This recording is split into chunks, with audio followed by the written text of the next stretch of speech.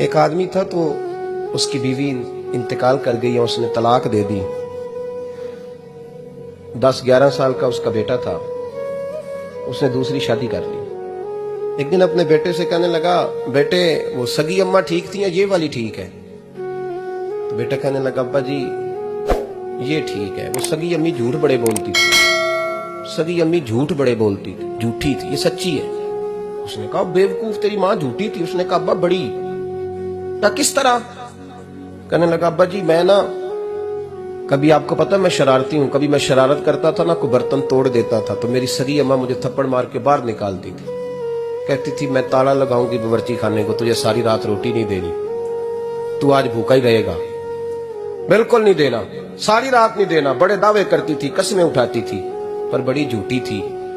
آدھا گھنٹہ بھی نہیں گزرتا تھا تو گلیوں میں مجھے ڈھونڈنے لگ جاتی تھی, اور لا کے نا تو غلطی میری ہوتی تھی, رونا میری اماں شروع کر دیتی تھی. اوے مینوں نہ ستایا کر وے پترا. پھر میری مرضی کا کھانا مجھے پکا کے دیتی تھی, میری مرضی کا. اور پھر میری اماں مجھے تحفہ بھی دیتی تھی.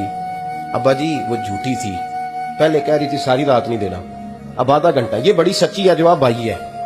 میں شرارت کرتا ہوں تو تھپڑ مار کے نکال دیتی ہے, کہتی ہے روٹی نہیں دینی. پھر میں ساری رات رو کے گزارتا ہوں پر نہیں دیتی. یہ سچی ہے, وہ جھوٹی تھی. تو ماں کے درد کو کیا سمجھے؟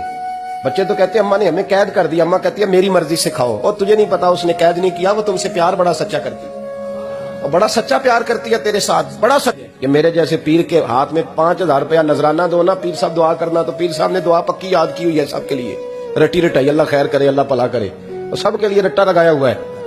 اور اماں کو بیٹا ویسے ہی کہہ جائے, ویسے ہی, اماں میں انٹرویو دینے جا رہا ہوں, ذرا دعا کرنا, وہ بیبیاں منگا کے دعائے تنجینہ پڑھانا شروع کر دیتی ہے, اور ساری رات مسلح پہ بیٹھی. اس درد کو سمجھنا.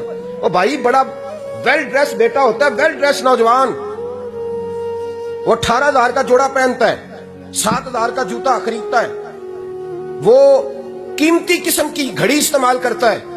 لیکن اسی بچے کے جب اپنے بچے ہوتے ہیں نا, تو بیوی کو کہتا ہے یہ لے 10,000 روپیہ, بچوں کے کپڑے خرید لے, میرے صحیح ہیں, ابھی کل ہی تو خریدے تھے.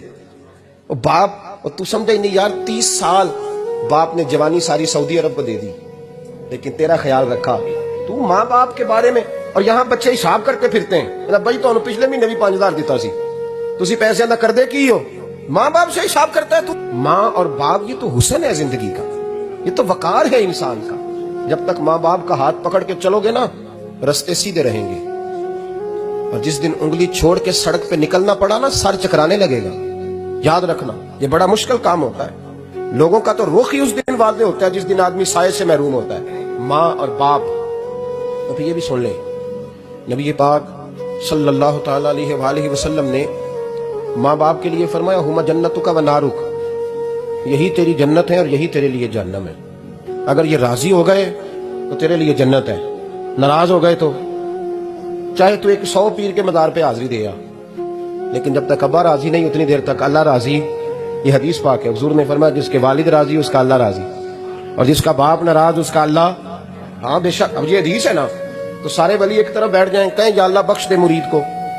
لیکن اگر ابا کہے یا اللہ نہ معاف کرنا, تو اللہ ان اولیاء کی نہیں مانتا, والد کی مانتا ہے. اس لیے بلے شاہ آسمانی اڈ دیاں پڑھنا ہے, جیڑا گھر بیٹھا انہوں پڑھیا ہی نہیں.